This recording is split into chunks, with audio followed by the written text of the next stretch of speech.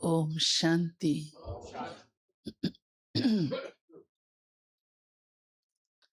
हम सभी इस समय भगवान के सन्मुख बैठते हैं।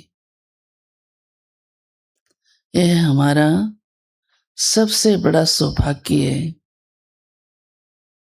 क्योंकि भगवान इस समय धरा पर आया है, तभी तो सन्मुख है ना। और उसके हम बच्चे बन गए।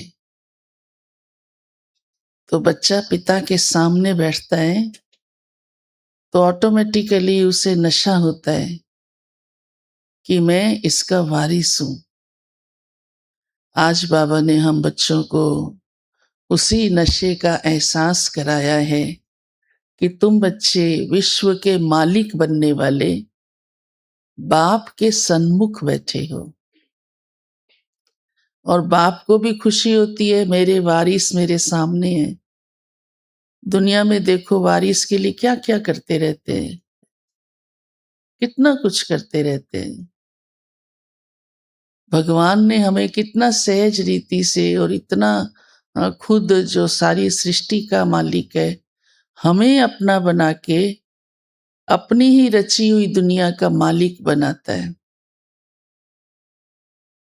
इसलिए बाबा ने इस नशे को महसूस कराते हुए ये विशेष कहा है कि ये कमाई का समय है। सारे कल्प में 5000 वर्ष के अंदर सबसे ज्यादा से ज्यादा कमाई हम इस समय करते हैं। करने का ये मौका है, टाइम है। द्वापर कलयुग में भी भक्ति की, दान पुण्य किए, पर उसमें इतनी जबरदस्त कमाई तो कभी थी ही नहीं। एक यही जन्म में हमको इतना कमाई का समय, ये मौका, समय तो थोड़ा ही है बल्कि, लेकिन ये अवसर मिलता है। तो अवश्य ही जब कमाई का मौका आता है तो स्थूल कमाई करने वाले भी दिन रात जाग कर मेहनत करते हैं। एक किसान को भी जब खेती बोनी होती है, उसका मौसम होता है, तो वो बहुत मेहनत करता है। फिर खेती बन जाती है, उग जाती है, तो आराम से विश्राम से उसको देख के खुश होता है। ऐसे ही किसी भी क्षेत्र में देखो, दुकान खुला है और दुकानदार आराम करता रहे तो कमाई नहीं होती। अब भगवान आया है, हमें इतना भविष्य बनाने का विधि और मौका दे रहा है, तो ये हमें अभी ही इतनी सारी कमाई करने का पूरा ध्यान रखना है।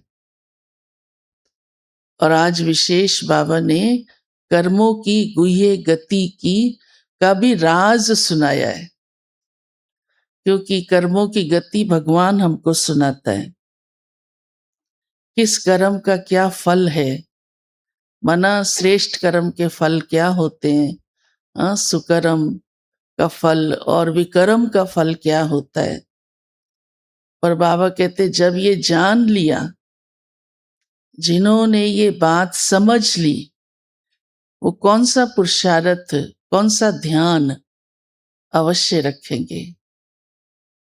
तो बाबा बहुत विशेष बात सुनाते हैं, अंडरस्टूड है कि ये ध्यान रखेंगे कि हमको ऐसे कर्म करने हैं जिससे हमारा भाग्य बने, भाग्य गंवा नहीं दे, हमारा भविष्य बने, हम ऊंच पद पाए, उनका ये ध्यान जाएगा।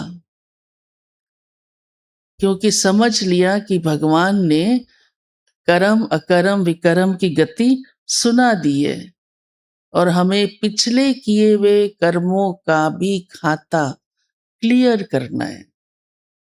क्योंकि 63 जन्म तो मालूम नहीं कैसे कैसे भी कर्म किए होंगे, हाँ, क्या क्या कर्म रहे होंगे। आज उसी का ही तो परिणाम है सारी धरती पर। और जिसका भी जैसा जीवन है, आज का ही जन्म देख के समझ सकते हैं कि कर्म कैसे रहे होंगे। कर्मों के कारण ही तो देखो कोई गरीब है, कोई अमीर है, हाँ, कोई रोगी है, कोई निरोगी है। जो भी कुछ है संसार में, बाबा के तो अब बन गए तो कर्म सुधरने शुरू हो गए। उसमें भी हमारा कितना ध्यान है कि मेरा कोई कर्म ऐसा नहीं होना चाहिए। तो ये बात आज बाबा ने हम बच्चों को रियलाइज करने के लिए कहा है। बाबा ने कहा नहीं तो उसके दो रास्ते हैं बस।